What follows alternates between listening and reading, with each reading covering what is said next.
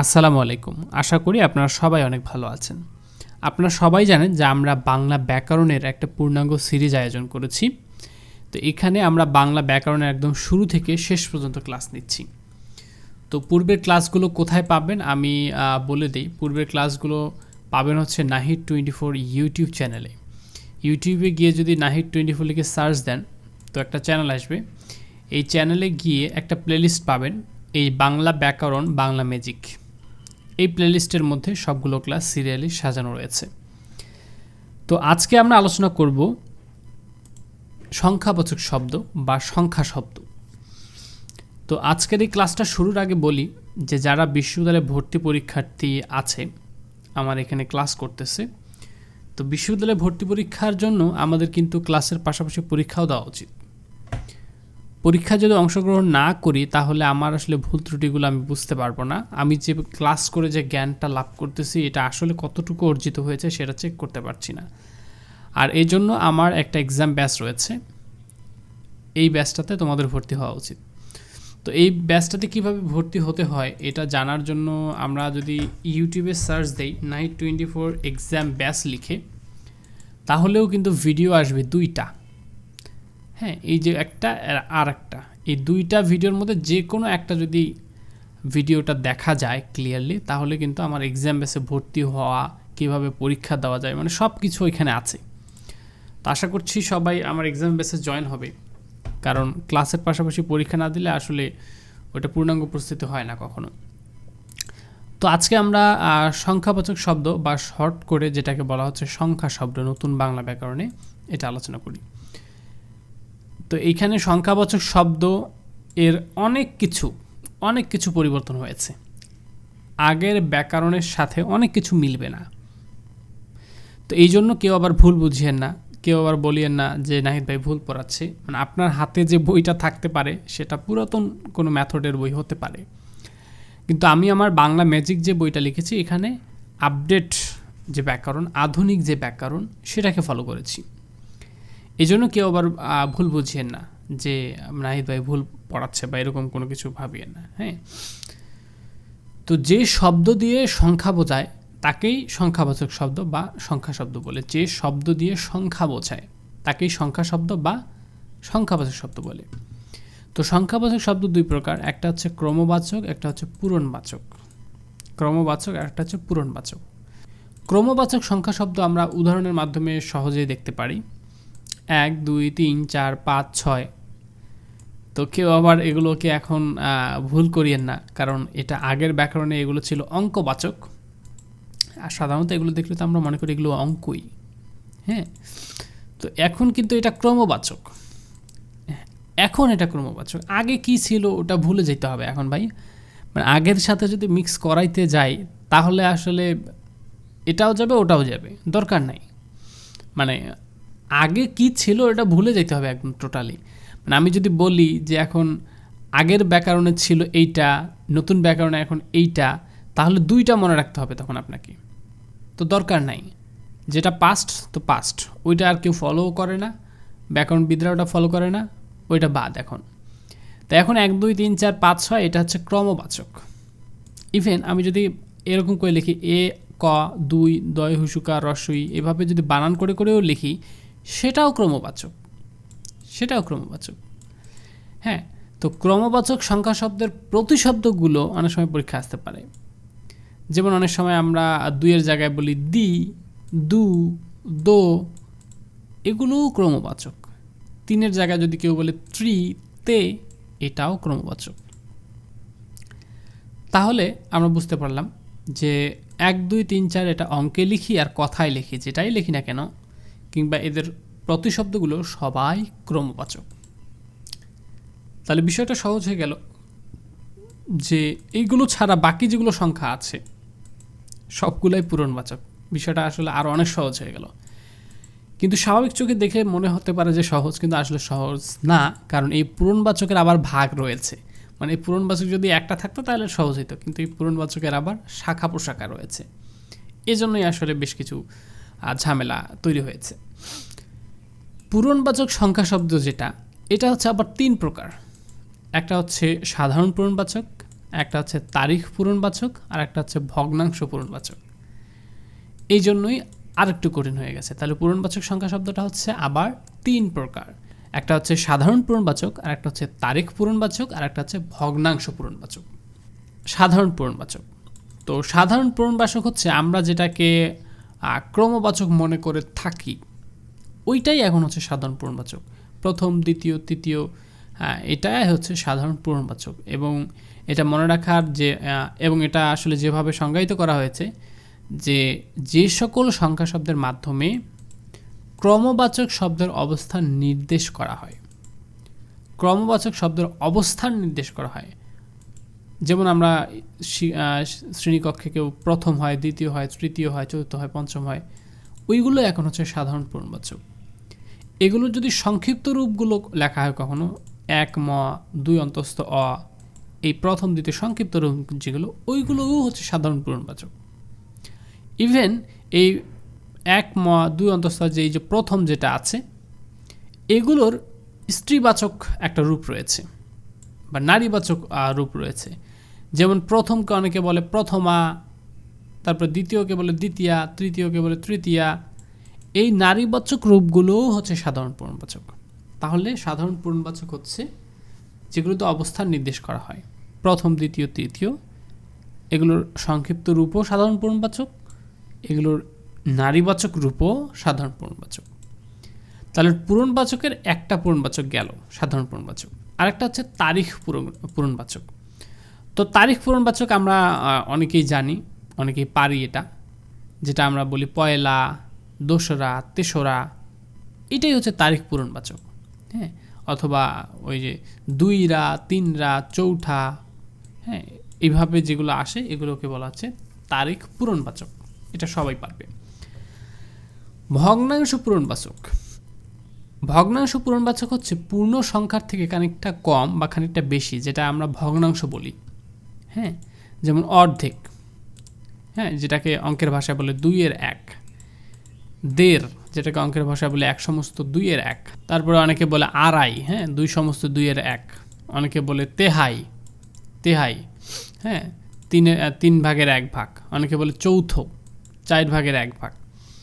তো এই যে জিনিসগুলা, এগুলোই হচ্ছে আসলে ভগ্নাংশ পূরণবাচক। যেগুলো দিয়ে ভগ্নাংশ বোঝাবে সেটাই ভগ্নাংশ পূরণবাচক, মানে পূর্ণ সংখ্যা হবে না।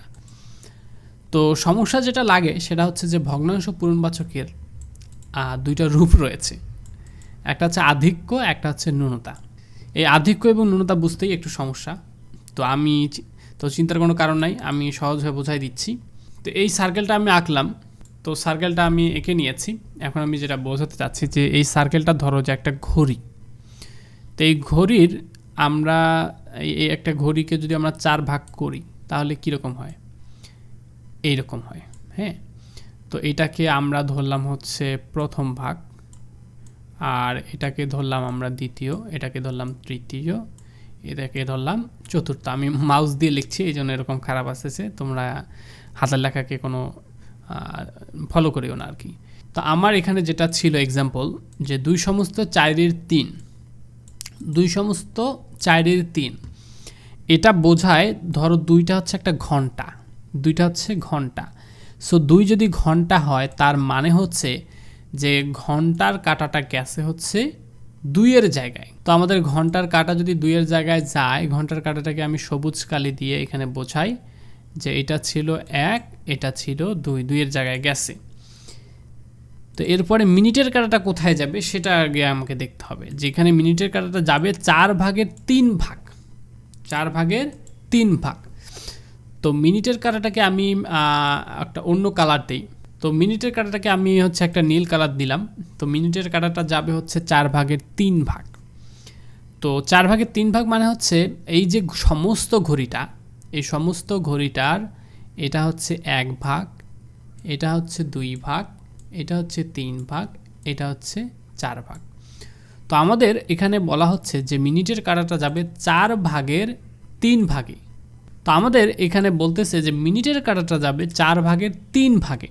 তার মানে এখানে আমাদের যে মিনিটের কাঁটাটা ছিল এটা 4 ভাগ ক্রস করে 3 ভাগের, এই 3 ভাগের জায়গায় আসবে। এটা হচ্ছে আমাদের মিনিটের কাঁটা। হ্যাঁ, এটা এম দিয়ে আমি বুঝাইলাম মিনিটের কাঁটা। তাহলে এখন দেখো তো ঘন্টার কাঁটাটা ছিল এই জায়গায়, মিনিটের কাঁটা হচ্ছে এই জায়গায়। হ্যাঁ, এখন দেখো তো আমার মেইন ফোকাস পয়েন্ট ছিল এইখানে, এখানে ছিল আমার মেইন পয়েন্ট। হ্যাঁ, সো আমি এটাকে পয়েন্ট পি দিয়ে ইয়ে করলাম পয়েন্ট। তো এখানে আমরা দেখতে পাচ্ছি যে এই মিনিটের কাঁটাটা এই মেইন পয়েন্টে আসতে আর একটু পথ লাগে, আর একটু পথ গেলেই সে মেইন পয়েন্টটাতে পৌঁছে যাবে, এইটাই তার মেইন গন্তব্যস্থলে পৌঁছে যাবে। তাহলে আর একটু পথ যাওয়ার তার দরকার, আর এই জন্যই তার কি রয়েছে, পথের ঘাটতি রয়েছে, আর একটু পথের ঘাটতি রয়েছে। এই জন্যই হচ্ছে এই যে দুই সমস্ত 4/3 এটা এই জন্যই হচ্ছে ন্যূনতা। তার মানে তার মেইন পয়েন্টে পৌঁছাইতে আর একটু পথ লাগে, আর একটু পথ হলেই চলে যাবে। এই জন্য এটা হচ্ছে ন্যূনতা, অভাব, একটু পথের অভাব। আর যেটা হচ্ছে এই 1.1 মানে 1 ক্রস করে, মানে ঘন্টার কাঁটাটা 1-এর মধ্যে গেছে। ঘন্টার কাঁটাটা কোথায় গেছে? 1-এর মধ্যে গেছে। আমি একটু এগুলো মুছাই দেই, তাহলে আরও ভালো করে বোঝাইতে পারবো। ঠিক আছে, তো এখন আমার আগের ঘন্টার কাঁটাটা ছিল 2-এর ঘরে, এখন আমার ঘন্টার কাঁটাটা 2-এর ঘরে থাকবে না, এখন আমার ঘন্টার কাঁটাটা থাকবে 1-এর ঘরে। তার মানে এই আগে যে 1 ছিল এইখানেই থাকবে, হ্যাঁ, 2-এর ঘরে আর আসবে না। আচ্ছা ফাইন। তো এরপরে আমার মিনিটের কাঁটাটা যাবে 4 ভাগ ক্রস করে 1 ভাগ, 4 ভাগ ক্রস করে 1 ভাগ। এখন আমি আসি যে আমার মিনিটের কাঁটাটাকে যদি আমি ব্লু কালার দিয়ে ভালো করে ইয়ে করি, এটা হচ্ছে আমার প্রথম ভাগ, এটা হচ্ছে দ্বিতীয় ভাগ, এটা হচ্ছে তৃতীয় ভাগ, এটা হচ্ছে চতুর্থ ভাগ। মিনিটের কাঁটাটা 4 ভাগের 1 ভাগ পথ যাবে। তাহলে এই পুরা 4 ভাগের মিনিটের কাঁটাটা 1 ভাগ যাবে, এই 1 ভাগ এইখানে, এটা হচ্ছে এম মিনিট। তাহলে মেইন পয়েন্টটা কোথায়? এইখানে ছিল। এখন আপনারা বলতে পারেন যে এই মিনিটের পয়েন্ট থেকে যে এই ফোকাস পয়েন্ট যেটা আমার মেইন পয়েন্ট, এখানে আমি যেতে আমাকে অনেক দূর পথ ঘোরা লাগবে, কিন্তু আমরা ওইটা দেখব না, আমরা দেখব সবচেয়ে কাছে কোনটা। একটু আগে আমরা এত দূর ঘুরে যাইনি, আমরা সবচেয়ে কাছে তার মেইন পয়েন্টটা ছিল, এই জন্য তার কাছে যেটুকু পয়েন্ট যেভাবে গেলে পৌঁছা যায় আমরা সেইটাকে গতিপথকে হিসাব করেছি। তো এখন আমরা দেখতে পাচ্ছি যে তার কাছের যে ফোকাস পয়েন্টটা, মেইন পয়েন্টটা, সেটাকে আমরা ক্রস করে এসে ফেলেছি, সেটাকে আমরা একটু আগে ক্রস করে এসে ফেলেছি। এই যে ঘুরতে ঘুরতে ঘুরতে ঘুরতে ঘুরতে ঘুরতে ঘুরতে এইটাকে ক্রস করে করে করে করে করে করে এই জায়গায় এসে পৌঁছাইছি। তার মানে আমরা একটু আগে এই ফোকাস পয়েন্টটা, মেইন পয়েন্টটা আমরা ক্রস করে এসেছি। তাহলে যেহেতু ক্রস করে এসেছি, তাহলে এখানে পথের আধিক্য হয়েছে। তার মানে আমার যতটুকু পথে যাওয়া দরকার ছিল সেটাকে আমরা ক্রস করে এসেছি, এই জন্য এটাকে আধিক্য বোঝাচ্ছে। তাহলে আমরা এইভাবে চিন্তা করব, সবসময় ঘড়ির কাঁটাকে চিন্তা করে তার ভগ্নাংশটা আমরা দেখব, যে তার মেইন ফোকাসের যে পয়েন্টটা, মেইন পয়েন্টটা যেখানে 12-র কাঁটাটা থাকে, সেই 12-র কাঁটাটা সে অতিক্রম করেছে নাকি। যদি অতিক্রম করে তাহলে আধিক্য, আর যদি অতিক্রম না করে 6-এর কাঁটা বলতে কি, এই যে এটা হচ্ছে 12, এটা হচ্ছে 6, এই 6-এর কাঁটার যদি পার হয়ে এই জায়গার মধ্যে কোথাও থাকে তাহলে ওইটা হচ্ছে ন্যূনতা, আর এই জায়গায় কোথাও থাকলে সেটাকে বলা হচ্ছে আধিক্য। ঠিক আছে, ওকে, অনেক বুঝাইলাম অনেক কষ্ট করে।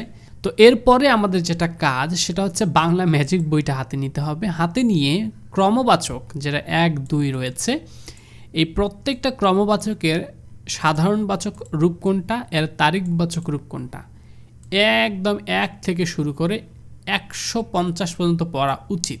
1 থেকে শুরু করে একদম 150 পর্যন্ত পড়া উচিত। আর যদি না পারো তাহলে এই যে যতটুকু দিয়েছি অ্যাটলিস্ট 1 থেকে প্রথমে হচ্ছে 20 পর্যন্ত দিয়েছি, তারপরে 20-এর পরে 30, তারপরে হচ্ছে 31, 99, 100, 150 যেগুলো আমি গুরুত্বপূর্ণ মনে করেছি সেগুলো দিয়ে দিয়েছি। এইগুলো দেখে নিও, তাহলেই হবে। এগুলো থেকেই সাধারণত কমন আসে, কারণ অনেক সময় পরীক্ষা আসে যে 1 এর সাধারণ পূরণবাচক কোনটি, বা অনেক সময় আসে যে 22-এর সাধারণ ক্রমবাচক কোনটি, 22-এর তারিখবাচক কোনটি, কিংবা অনেক সময় বলছে যে সপ্তবিংশ বা অষ্টবিংশ বা ঊনবিংশ এর ক্রমবাচক সংখ্যা কোনটি, অনেক সময় প্রশ্ন আসে।